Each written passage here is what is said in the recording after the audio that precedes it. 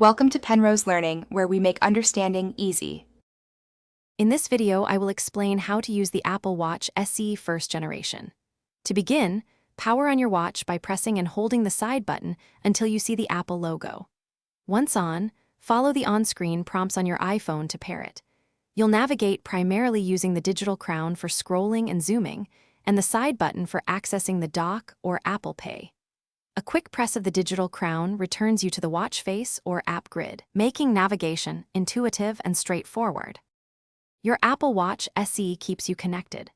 Notifications from your iPhone appear directly on your wrist, and you can respond to messages using dictation or quick replies. Personalize your experience by customizing watch faces with complications that show information like weather or activity rings. Track your daily movement, exercise, and stand goals, aiming for 30 minutes of exercise each day, and easily start various workouts directly from the workout app. The Apple Watch SE is a powerful health companion. It continuously monitors your heart rate, alerting you to unusually high or low readings, and can even detect irregular heart rhythms. For your safety, fall detection can automatically connect you with emergency services if a hard fall is detected and you remain unresponsive for about 1 minute.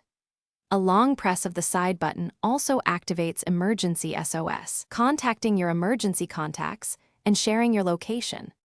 To maximize your Apple Watch SE's performance, consider optimizing its battery life, which typically lasts up to 18 hours on a single charge. Enable low power mode to extend usage when needed.